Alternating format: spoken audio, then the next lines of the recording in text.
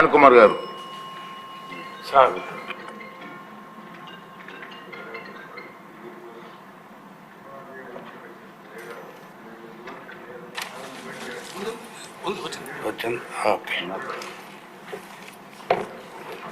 ధన్యవాదాలు అధ్యక్ష. మంత్రి గారు సమాధానం ఇస్తూ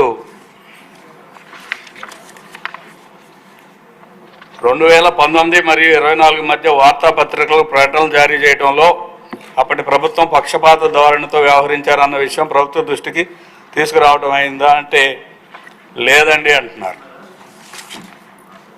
సమాచార పౌర సంబంధాల శాఖ మొత్తం కూడా పూర్తిగా మంత్రి గారిని తప్పుదోవ పట్టించారు.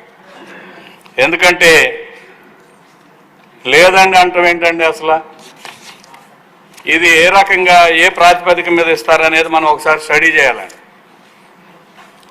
ఏబీసీ డీటెయిల్స్ సభ ముందు పెట్టాలని కోరుకుంటున్నాను. ఏబీసీ అంటే ఆడిట్ బ్యూరో ఆఫ్ సర్క్యులేషన్.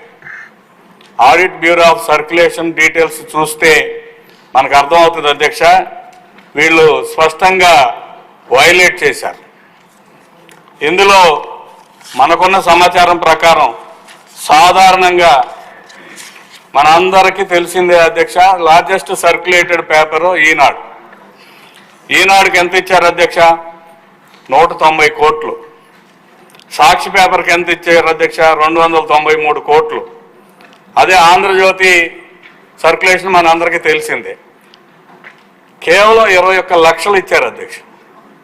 కేవలం 21 లక్షలు 5 సంవత్సరాల పాటు 21 లక్షలు ఇచ్చారంటే పోనీ ఆడిట్ బ్యూరో ప్రకారం ఏమైనా చేశారా అంటే ఆంధ్రప్రభకి 14.5 కోట్లు, వార్తా పేపర్కి 13.71 కోట్లు, ప్రజాశక్తికి 11.11 కోట్లు, హిందూ పేపర్కి 41.5 కోట్లు, న్యూ ఇండియన్ ఎక్స్ప్రెస్కి 30.3 కోట్లు, డెక్కన్ క్రానికల్కి 40.5 కోట్లు, హ్యాన్స్ ఇండియా 7 కోట్లు, పైనీర్ 9 కోట్లు.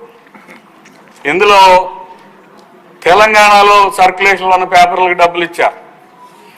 ఇప్పుడు మనందరికీ అర్థం కావాల్సిన అంశం ఏంటంటే అధ్యక్ష, సాక్షికి నంబర్ 1 స్థానం కల్పించి ఇచ్చారు. పోనీ ఏబీసీ రిపోర్ట్ కానీ మీరు తీసుకుంటే, డీటెయిల్స్ తీసుకుంటే ఈరోజు కూడా ఈనాడే ఉంది. మరి ఈనాడుకి ఎందుకు తక్కువ ఇచ్చారు? సర్క్యులేషన్లో 3వ స్థానంలో ఉన్న ఆంధ్రజ్యోతికి 21 లక్షలు ఎందుకు ఇచ్చారు? ఇది పెద్ద కుంభకోణం అధ్యక్ష, పెద్ద ఇది. అంతేకాకుండా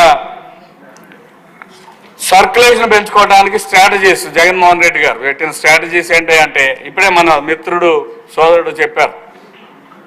సర్క్యులేషన్ పెంచడానికి ఈ ఇచ్చిన 293 కోట్లు కాకుండా వాలంటీర్లతో సచివాలయంలో 2 పేపర్లు కొనాలని సర్క్యులర్ జారీ చేసి ఆ సర్క్యులర్ ద్వారా పేపర్ల సేల్స్ పెంచుకోవటం ద్వారా 9 కోట్ల రూపాయల అదనపు లబ్ధి, అంటే 293 కోట్లు ప్లస్ 9 కోట్లు.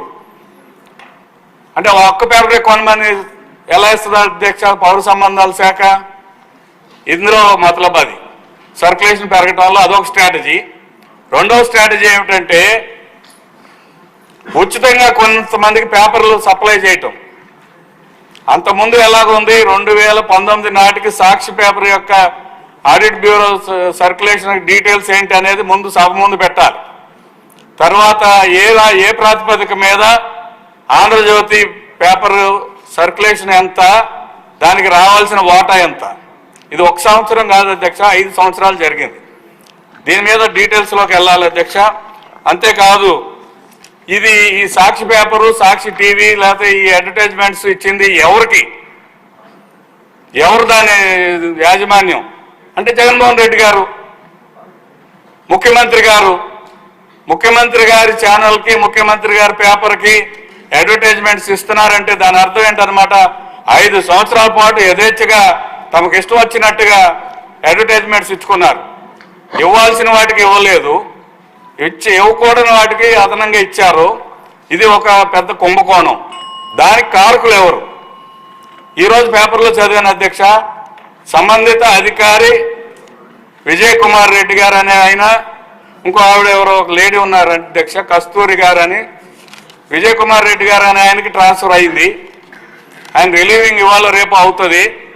నేను తమ ద్వారా సంబంధిత మన మంత్రి గారి దృష్టికి తీసుకొచ్చేది ఏంటంటే, ఎటువంటి పరిస్థితుల్లో ఈ ఎంక్వైరీ పూర్తయ్యాక, హౌస్ కమిటీ పూర్తయ్యేదాకా ఆయన రిలీవ్ చేయడానికి వీల్లేదు. ఎందుకంటే దానికి అంత సూత్రధారి పాత్రధారి ఆయనే. ముఖ్యమంత్రి గారి సొంత మీడియా కోసం డబ్బులు వెచ్చించారు కాబట్టి రాబోయే 5 సంవత్సరాలు మనం తీసుకోబోయే యాక్షన్ ఏంటి? నా సలహా ఏంటంటే అధ్యక్ష, అనుచిత లబ్ధి 5 సంవత్సరాలు పొందిన ఒక పత్రికా యాజమాన్యానికి భవిష్యత్తులో అడ్వర్టైజ్మెంట్స్ ఇవ్వకుండా మనం ఏమైనా చేయగలమా? ఇది కూడా ఆలోచించాలి అధ్యక్ష. ఈ అడ్వర్టైజ్మెంట్స్ అధ్యక్ష, ఒక్క నిమిషం ముగిస్తాను, చాలా ఇంపార్టెంట్ అధ్యక్ష. ముఖ్యమైన అంశం ఏంటంటే, ప్రతి 15 రోజులకు ఒక్కసారి అడ్వర్టైజ్మెంట్ వచ్చేలాగా ప్రత్యేక చర్యలు తీసుకున్నారు. కారణం ఏంటంటే, స్కాలర్షిప్లు పేరు మార్చి Jagananna fee రియంబర్స్మెంట్కి Jagananna Vidya Deevena, maintenance grant పేరు మార్చి జగనన్న వసతి దీవెన, రైతులకి తండ్రి పేరు, ఈయనకి చిన్నపిల్లలకి పౌష్టికాహారం ఇచ్చేది గోరుముద్ద పేరు మీద, లా స్టూడెంట్స్కి ఇచ్చే సపోర్ట్కి లా నేస్తాం, ఇటువంటి పేర్లు పెట్టుకుని ప్రతి 15 రోజులకి క్రమం తప్పకుండా వచ్చి అడ్వర్టైజ్మెంట్ వచ్చేలాగా చర్యలు తీసుకున్నారు. మరి ముఖ్యంగా ఈ అన్ని విషయాల మీద సమగ్రంగా నేను ఇది గమనించి దాదాపు 29-32 పేర్లు ఈ పేరు మీద, వైఎస్ఆర్ పేరు మీద కానీ జగన్ పేరు మీద కానీ అడ్వర్టైజ్మెంట్లు ఉన్నాయి.